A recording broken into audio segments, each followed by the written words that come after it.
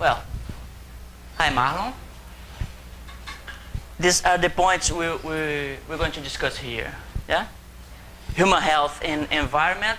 I'm not from Amazon, I'm from Rio de Janeiro. It's quite different, these two regions.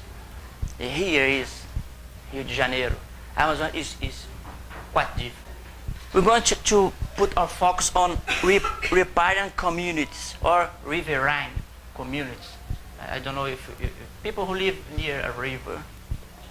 And why these people? Because it's usually found in Amazon. Is a particular situation. People who live outside a urban center and a rural condition where there is no light, there is no technology, and there is fish and manure to eat. People there eat fish and manure every day, sometimes 2-3 times a day. Is the same food all the time. It's very curious. Because fish intake, they are exposed to methyl mercury all life long. Since in intrauterine situation, they receive methyl mercury and a lot of other substance, chemical substance. Or the other aspect is DDT use in the past, because DDT is not permitted to use today for combat against vectors, malaria and other disease, especially malaria. Children from isolated non-urban communities show low psychometric scores even if they are not exposed to high methyl mercury levels. Why this?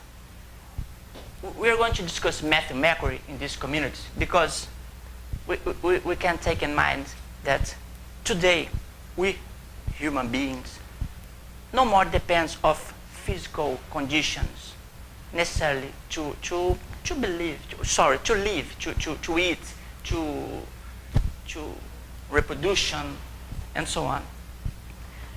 The cognition, the intelligence, is our main capacity to survive. About methyl mercury, is a model of exposure, a condition that there is in environment, and it can impair this condition because methyl mercury, by definition, all the time, methyl mercury will be toxic, neurotoxic. You know the accident Minamata with mercury, a lot of people who sometimes die and be severely ill because methyl mercury exposure, but a high concentration, very high concentration.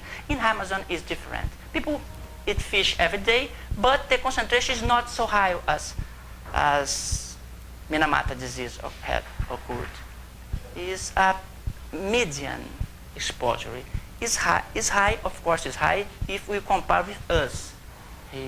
Eat fish 1 a week, 2 times a week, so, twice a week, for example, but not so high as in Japan. So people from Amazon are not ill because mercury, severely ill. So this study, we are testing, measuring psychometric scores. There are tests performed by psychologists, not for doctors. I'm a doctor, I'm a physician, but this test must be used for psychologists because the tool is a psychological tool, not for use for doctors. You have to be trained specifically to use these tests. And we use this test to evaluate the intelligence, yes, to measure, to quantify the intelligence of children. And if children are not intelligent, what is intelligence? Is the ability to solve problems in general. What is intelligence? The ability to solve problems. What is cognition? Cognition is the hardware. Okay, you must have a good hardware to solve problems. So you measure the intelligence. This test, psychometric score, we can generate scores, numerical scores, to quantify the intelligence. See if the intelligence is good, if the score is high, you think the cognition is operating well. Okay? The central nervous system is our point of question. Okay? The question is if fish is safe for women. That's the main question if we talk about mercury. This thinking is valid for other contaminants, not only for mercury. We'll talk about mercury because I studied mercury in my doctorate course. Only because this case, that's a model